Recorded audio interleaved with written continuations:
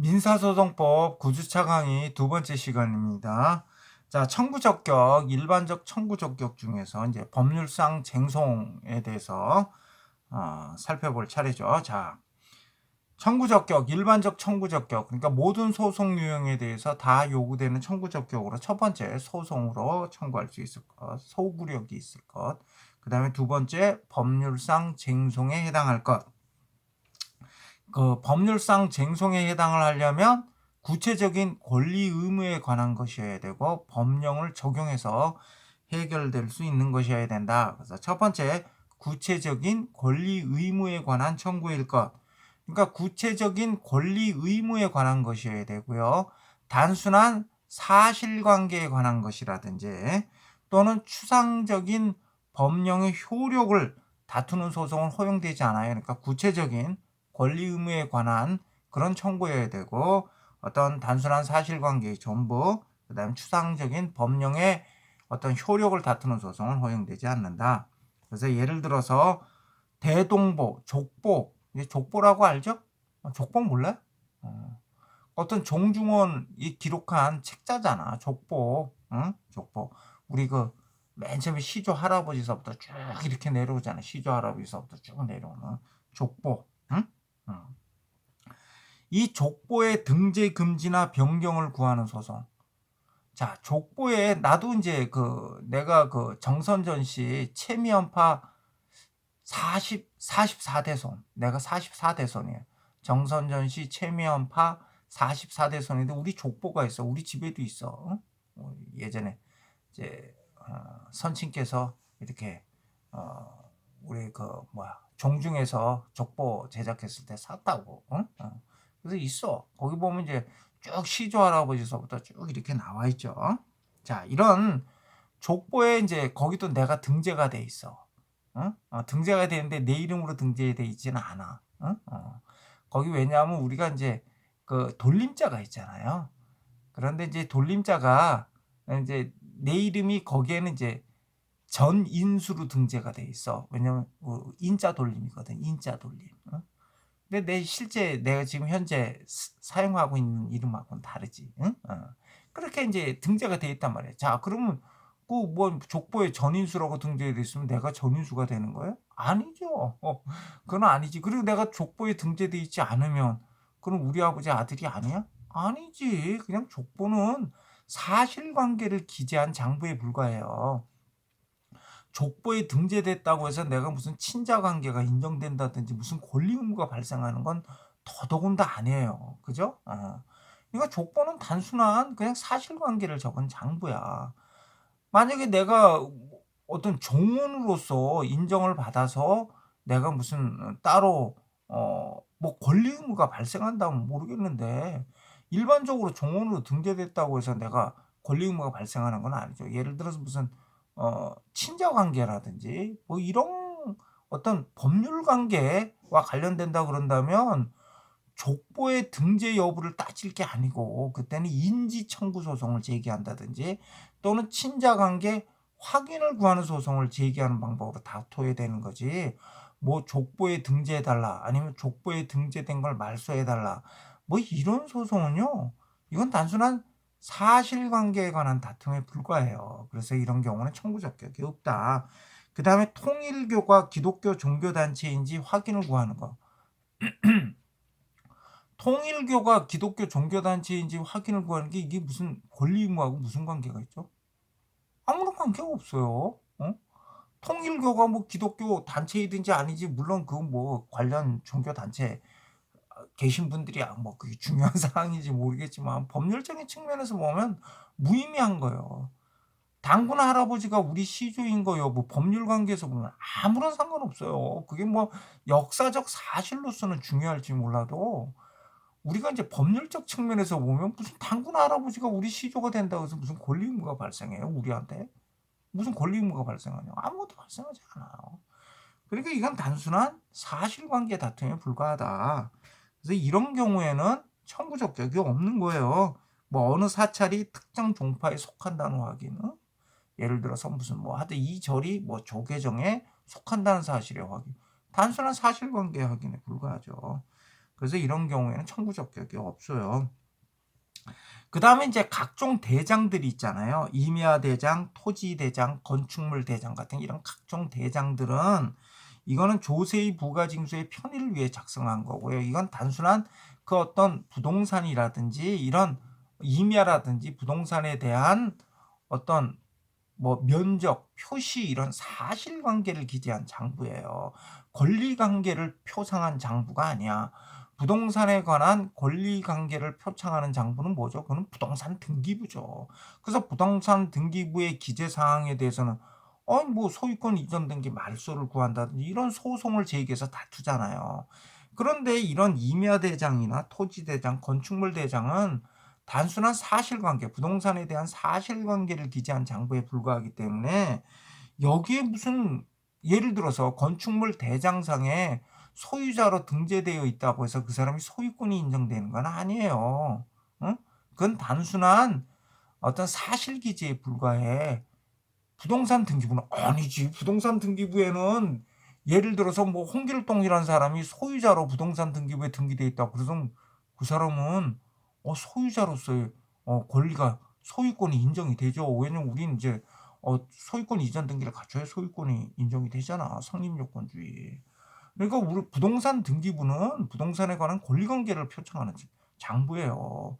그러니까 부동산 등기부에는 누가 소유권자로 등기되어 있는지 여부는 이건 부동산에 관한 어떤 소유권과 관련해서 굉장히 어떤 이런 법률 관계에 관한 아주 중요한 다툼이 되죠. 권리 의무에 관한 다툼이 되죠.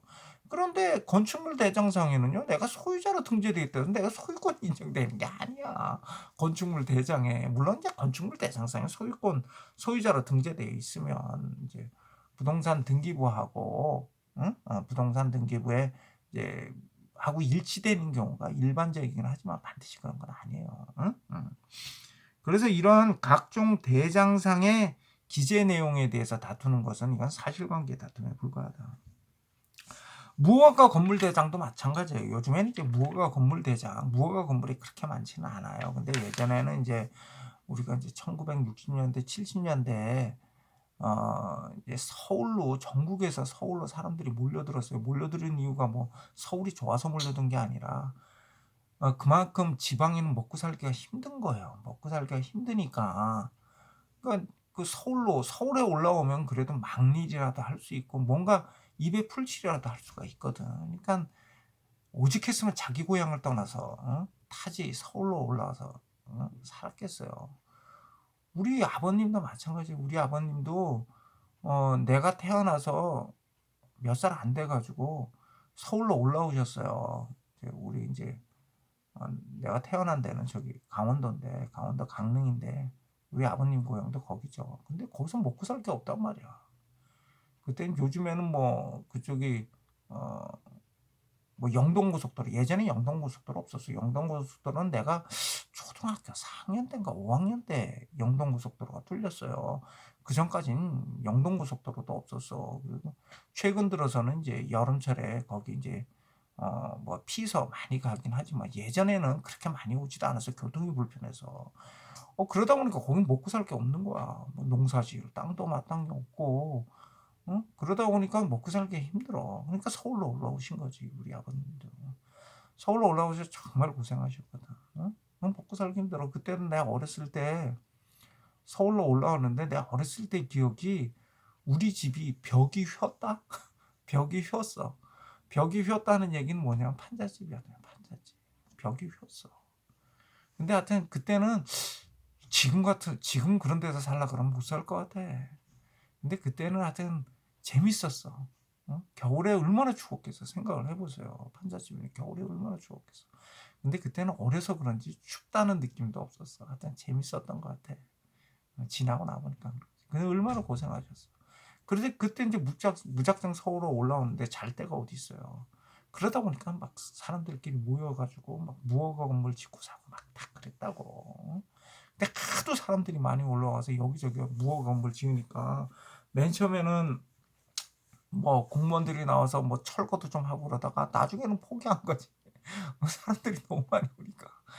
그러다 보니까 그다음에는 '아 그래도 관리를 좀 해야겠다. 무허가 건물에 또 쟤 누가 여기 지금 세대 주고 그리고 식구가 몇 명이고 이 정도까지는 누가 사는지는 좀 관리를 해야겠다.' 그래서 무허가 건물 관리대장을 만들어서 관리를 했단 말이야. 자 무허가 건물 관리대장상에 내가 거기 올라 있다고 해서 내가 무슨 권리 의무가 발생하겠어요. 무허가 건물인데 그럼 부동산 등기부도 개설 안 된 건물인데 무슨 권리 의무가 발생하겠어요. 이건 단순한 뭐예요? 그냥 행정 편의상 작성한 거예요. 무허가 건물을 관리하게 행정 편의상 작성한 장부고 이건 단순한 사실관계를 기재한 장부에 불과해요. 무허가 건물 대장상에 내가 거기 무슨 세대주나 이런 걸로 등재돼 있다고 해서 내가 무슨 권리가 인정되는 것도 아니야. 그러니까 이런 거 이거 단순한 사실관계에 관한 다툼에 불과해. 따라서 무허가 건물 대장상에 무슨 뭐 하여튼 소유주 명의라든지 뭐 이렇게 등재되어 있다고 해서 내가 무슨 권리가 인정되는 건 아니에요. 그러니까 무허가 건물 대장상의 기재 사항을 다투는 소송은 청구 적격이 없어요. 이건 사실관계에 관한 다툼에 불과하기 때문에. 그리고 156쪽에 보시면 지적도 있죠. 지적도도 마찬가지예요. 여러분들은 이제 지적도 가서 떼보면 토지 필지별로 토지의 이런 면적이라든지 토지의 위치, 모양 이런 것들을 이제 확인할 수 있는 게 지적도인데 만약에 지적도상에 어떤 지적도의 경계가 잘못됐어. 이런 경우 지적도 오류 정정을 구하는 소송은 청구 적격이 없어요. 이건 사실관계 기재에 불과하다니까. 만약에 토지 경계가 잘못됐다 그러면 토지 경계 확정을 구하는 소송을 제기해야 되는 거지. 지적도의 오류 정정을 구하는 소송은 청구 적격이 없어요. 응? 그다음에 이제 부동산에 관한 기재사항, 부동산 등기부는 이제 부동산에 관한 권리관계를 표창하는 장부라고 했잖아요. 근데 부동산 등기부에 기재된 사항 중에 어떤 권리 의무와 관련된 게 아니라 단순한 사실상의 기재에 불과한 경우가 있어요. 그래서 우리 156쪽 위에서 하나, 둘, 셋, 네 번째 줄 보면 부동산에 관한 권리관계를 공시하는 장부인 부동산 등기부의 기재라고 하더라도 뭐 저당권 설정 등기의 접수일자 뭐 이런 것들은 사실관계 기재에 불과하다는 거죠. 따라서 그런 접수일자의 변경을 구하는 것은 소의 이익이 없다. 자 이렇게 이런 어떤 사실관계에 불과한 뭐 어떤 토지대장, 건축물대장, 무허가 건물 관리대장상의 기재 내용은 단순한 사실상의 기재에 불과하기 때문에 이에 관한 다투는 소송은 청구 적격이 없는 게 원칙이에요. 그런데 예외적으로 이 경우에는 청구 적격이 있어. 어떤 경우냐 하면 건축 중인 건물이 양도된 경우에 자 지금 건축 중인 건물 또는 이제 건물이 완공은 됐는데 아직 부동산 등기부가 개설되지 않았어요. 자 그런 경우는 이제 건축 같은 경우 우리가 보통 건물을 지을 때는 건축 허가 신청을 하죠. 그럼 이제 건축 허가가 이제 나게 되면 이제 그리고 이제 건물이 어느 정도 완공이 되고 나면 건축물 대장을 만들어요. 건축물 대장. 그래서 건축물 대장에 건축주 명의가 이제 표기가 되죠. 그때 이 건축주 명의는 건축 허가상의 그 건축주 명의가 이제 건축물 대장상의 이제 소유자로 되고 그다음에 이 건축물 대장상의 그 소유자 명의로 이제 등재된 사람이 나중에 건축물 대장에 기해서 그 건물, 그 해당 건물의 소유권 보존 등기가 개설이 돼요. 그러니까 그 건물에 대한 부동산 등기부를 개설을 할 때 그 기본이 되는 게 뭐냐면 건축물 대장이야. 건축물 대장. 그러니까 건축물 대장상의 그러니까 건축 허가상의 건축주 명의 그다음에 건물 대장상의 소유주 명의를 갖춘 사람이 나중에 그 건물에 대한 부동산 등기부를 개설하면 소유자로 되는 거예요. 소유자로 되는 거야. 근데 이제 건축물 대장은 해당 건축물의 사실관계를 기재한 장부에 불과하고 따라서 건축물 대장상의 뭐 명의 변경을 구하는 소송 같은 경우는 사실관계 다툼에 불과하기 때문에 청구 적격이 없다고 했잖아요. 그런데 이 경우는 아니야. 예를 들어 건축 중인 건물이 양도된 경우 건축주 명의를 바꿔야 되잖아. 왜냐하면 나중에 소유권 보존 등기를 개설할 때 건축물 대장을 기준으로 한다니까.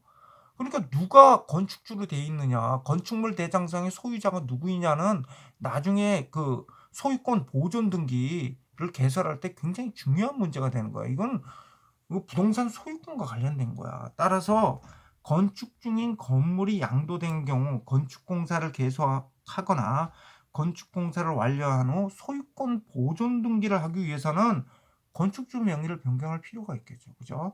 그래서 이런 경우에는 건축주 명의 변경을 구하는 소송은 허용된다. 소이익이 있다 이거예요. 그 다음에 아까 무허가 건물 대장상의 기재사항도 어떤 무허가 건물을 관리하기 위해서 행정 편의적으로 작성한 장부이고 거기에 대한 기재 내용도 이제 사실상의 기재에 불과하다 그랬잖아요. 거기 등재돼 있다고 해서 무슨 권리를 갖게 되거나 그런 건 아니라고 했잖아요. 그런데 무허가 건물 대장에 등재된 건물에 대하여 나중에 철거를 할 때 철거 보상금이 지급된다든지 또는 시형 아파트가 특별 분양되는 경우 건축물 지금 무허가 건물인데 이거 그냥 홀면 저항이 엄청 심해요. 안 그래요? 여러분도 지금 어, 그 자기 고향에서 먹고 살기 힘들어서 서울에 올라와 가지고 지금 무허가 건물 져놓고서 지금 힘겹게 살아가고 있는데 철거반에 와서 때려 부신다고 하면 어떡하겠어요? 나 죽으라는 얘기밖에 안 되잖아. 결사항전하지. 그러니까 이제 참 우리 그 행정관서도 골치 아픈 거예요. 그러다 보니까 어떻게 이제 구슬로 해야지. 야 보상금 줄 테니까 야 철거하고 이 보상금 가지고 딴 데 가서 한번 세 구해봐. 이렇게 보상금을 지급해 준다든지 아니면 야 여기 철거하고 난 다음에 여기에 시형 아파트 건설할 때 야 내가 그 들어갈 수 있게 분양권 줄게. 이렇게 이제 한단 말이야. 응? 응. 자 이런 경우에는 무허가 건물 대장상에 내가 등재돼 있으면 어떤 권리를 가져요? 보상금을 지급받을 권리, 시형 아파트를 분양받을 권리를 갖잖아. 그럼 이때는 어떻게 돼? 이거는 권리 의무와 관련된 거지. 그래서 이 경우에는 무허가 건물 대장상의 어떤 명의자 변경을 구하는 소송은 뭐예요? 권리관계에 관한 다툼이죠. 이거는 권리 의무에 관한 다툼이지. 그러니까 이 경우에는 어떻게 돼요? 이거는 청구적객이 있다. 청구적객이 있다. 그러니까 우리가 단순히 무슨 어떤 건축물 대장이라든지 무허가 건물 대장상의 어떤 명의 변경을 구하는 소송을 뭐 전부 이건 단순한 사실관계에 관한 다툼에 불과하기 때문에 청구적격이 없다 이렇게 이해하면 안 돼요. 원칙적으로는 청구적격이 없어요. 단순한 사실관계에 관한 다툼에 불과하기 때문에. 그런데 예외적으로 뭐 건축물 대장 같은 경우에는 무슨 건축 중인 건물이 양도돼 가지고 그 건축주 명의를 양도받은 사람이 양수인이 이제 소유권 보존 등기를 개설을 해야 되는 그런 경우에는 이건 부동산 소유권과 관련된 거잖아요. 그래서 이때에는 권리 의무에 관한 다툼이 된다. 그리고 무허가 건물 대장상에 등재된 사람에게 어떤 철거 보상금이라든지 시형 아파트 특별 분양권이라든지 이런 것이 주어진다면 이거는 권리 의무에 관한 다툼이 되기 때문에 청구적격이 인정이 된다. 그 다음에 이제 법률상 쟁송 두 번째 개념 법령을 적용해서 해결할 수 있는 것이어야 돼요. 일정한 경우에는 법률을 적용해서 해결할 수 없는 경우가 있어요. 그러니까 사법심사의 대상으로 하기에 부적법한 경우가 있어요. 대표적인 게 통치행위. 여러분들 행정법 시간에 배우잖아. 통치행위. 응? 통치행위에 뭐예요?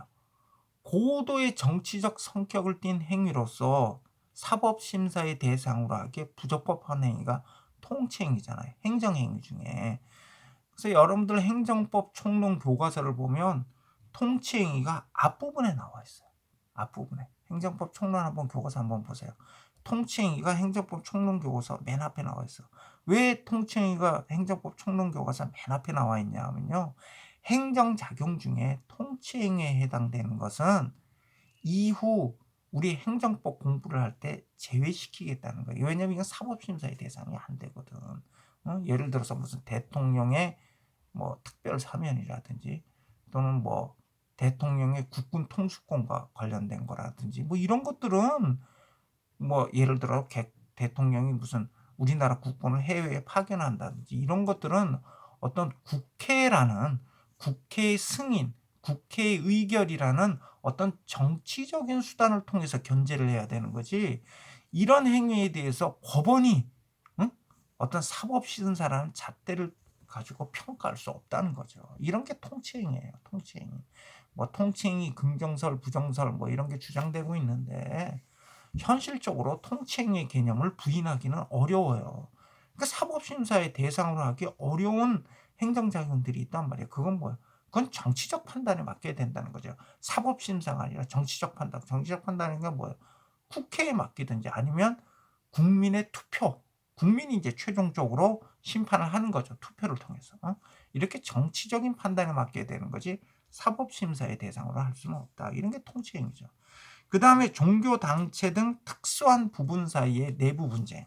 예를 들어 종교단체, 정당 같은 데서 무슨 내부 구성원에 대해서 징계 등을 했어요. 여기에 대해서 지금 법원이 적극적으로 사법심사하기는 어려워요. 예를 들어서 무슨 주지, 목사, 장로 등에 대해서 뭐 그 교단에서 승적 제적이나 정직, 명직 결의를 한 경우 여기에 대해서 그 법원에서 사법심사하기는 좀 어렵거든요. 이런 경우에도 법령을 적용해서 해결하기 좀 곤란한 그런 사건에 속해요. 그런데 이런 종교단체 내부의 어떤 징계 결의라 하더라도 일정한 경우에는 소송 제기가 허용이 된다. 그게 어떤 경우냐? 157조 맨 위에 부분 그 법령을 적용하여 해결할 수 있는 청구일 것 그쪽 달라 끝부분에 끝에서 위로 두 번째 줄 보면 그러나 종교단체 내부의 징계 결의라고 하더라도 그것이 구체적인 권리 의무에 관한 청구의 전제 문제가 되는 경우 권리 의무에 관한 어떤 권리 의무와 관련된 사항을 판단하려면 그걸 먼저 판단해야 돼. 종교단체 등 내부의 징계 결의가 유효인지 무효인지 여부를 먼저 판단을 해야 어떤 권리 의무에 관한 판단을 할 수가 있어. 그러니까 권리 의무에 관한 청구의 전제 문제가 되는 경우에 그래도 여기 전면적으로 사법심사를 할 수는 없고 종교상 교리 해석에 미치지 않는 범위 내에서 법원의 사법심사의 대상이 될 수 있다. 소송의 대상이 될 수 있다는 거죠. 그래서 이제 예로는 어떤 게 있냐면 우리 각주 2번에 나와 있는데요. 주지 스님이 본인이 주지로 있는 사찰에 재산을 처분 행위를 했어요. 근데 이제 그 사찰의 재산 처분 행위는 주지 스님이 할 수 있어. 만약에 주지 스님의 지위에 있지 않은 사람이 그 사찰의 재산을 처분 행위를 했다면 그 처분 행위는 효력이 없겠죠. 그런데 이 주지 스님에 대해서 예를 들어서 징계 해임 결정을 했어요. 교단에서 징계 해임 결정을 했어요. 자, 이 경우에 징계 해임 결정에 대한 무효 확인을 구하는 소송이 제기된 경우 이게 청구적 격이냐 이거죠. 자, 이때 이 주지 스님이 한 어떤 사찰의 재산에 대한 처분 행위의 유효 무효를 따지려면 징계 결의가 유효인지 무효인지를 따져야 된다는 거죠. 만약에 이분이 징계 결의가 유효해요. 그럼 이분은 주지 스님의 그 지위에 있지 않았잖아. 그러니까 주지 스님이 아닌 사람이 그 사찰의 재산을 처분하기로 행위를 했으면 그 처분 행위는 효력을 상실하겠죠. 자, 이런 경우에는 주지 스님에 대한 징계 해임 결정이 유효인지 무효인지 여부를 소송을 통해서 판단할 수 있다는 거예요. 근데 이때 판단을 하더라도 종교 교리 해석까지는 할 수는 없어. 이 경우에 주로 법원에서 뭘 가지고 판단하겠어? 징계 절차를 준수했는지 어떤 절차적인 사항만을 따지겠죠. 절차적인 사항. 그러니까 그 해당 교단에서 내부 구성원에 대한 징계를 할 때는 징계 절차가 있을 거 아니에요. 마련한 징계 절차. 이 징계 절차에 쫓아서 공평하게 이루어졌느냐 이런 걸 따지겠지. 근데 교리 해석까지는 할 수는 없지. 판사가 교리 해석까지는 할 수는 없어요. 그래서 종교단체 내부의 징계 결의도 원칙적으로는 법률상 쟁송에 해당되지 않지만 예외적으로 그것이 구체적인 권리 의무에 관한 분쟁을 해결하는 전제 조건이 되는 경우에는 종교상 교리 해석에 미치지 않는 범위 내에서 소송의 대상이 될 수가 있다. 그렇죠? 자, 이렇게 해서 일반적 청구 적격에 대해서 살펴봤고요. 그 다음은 특수한 청구 적격 한번 보죠. 개개의 소송 유형별로 요구되는 특유한 청구 적격에는 뭐가 있느냐? 158쪽 한번 보세요. 158쪽 이행소송. 자, 이행소송에 있어서는 이행소송의 대상이 되는 것. 이행소송의 청구로서 자격 있는 건 뭐냐? 이행청구권이다. 그러니까 이행 소송은 이행 청구권을 대상으로 한다. 이행 소송의 대상은 이행 청구권이야. 이행 청구권이 뭐예요? 금전의 지급을 구한다든지 물건의 인도를 구한다든지 또는 뭐 소유권 이전 등기, 소유권 이전 등기 말소를 구하는 것도 다 이행 청구권이에요. 그러니까 이행 소송은 이와 같은 이행 청구권을 그 대상으로 한다. 그런데 이때 기한부 청구권이나 조건부 청구권인 경우, 아직 기한이 도래하지 않았거나 조건이 성취되지 않은 경우에도 만약에 그 기초가 되는 법률상 사실상 관계가 이미 성립되어 있다면 이런 이행소송의 대상이 될 수가 있다. 그래서 거기 이행소송 두 번째 단락 보시면 우리 판례 입장인데요. 좀 요 판례가 재밌어서 내가 소개를 해놓은 거예요. 자, 학교 법인의 기본 재산에 대한 어떤 처분행위. 우리 이제 우리 학교도 있잖아. 우리 학교도 우리 이제 학교 재산이 있잖아요. 이 학교 재산, 특히 이제 학교 토지. 뭐 우리 학교야, 뭐 학교 토지를 우리 학교도 좀 문제가 되긴 된다. 지금 이제 요즘 이제 논란이 되고 있는 게 우리 대덕 캠퍼스 있잖아. 우리 대덕 캠퍼스가 이제 거기에 생명나노대학 학생들이 거기서 공부를 하고 있는데 이 친구들이 이제 무슨 교양 과목이랑 이런 걸 들으려면 우리 여기 이제 오정동 본교 캠퍼스로 와서 이제 강의를 많이 듣고요. 그러다 보니까 이제 생명 나노대학 하나만 뚝 떨어져서 거기가 있잖아요. 이러다 보니까 우리가 학교 스쿨버스를 통해서 아이들 이제 뭐 어떤 수업 시간에 맞춰서 스쿨버스를 통해서 학생들의 이동을 돕고는 있는데 이 비용도 만만치가 않아요.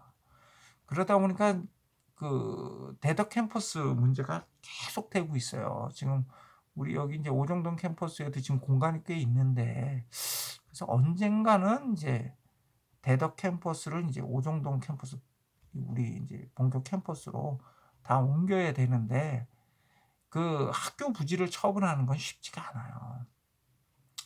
내가 예전에 천안에서 이제 그때 있었을 때 상담 들어온 사례인데요. 천안에 있는 모 대학교에서 이제 유휴 부지인 학교 부지가 있어요. 학교 부지가 있는데 이걸 지금 뭐 어떻게 다른 용도로 쓰고 있지는 않아. 학교 부지야. 학교 땅이야.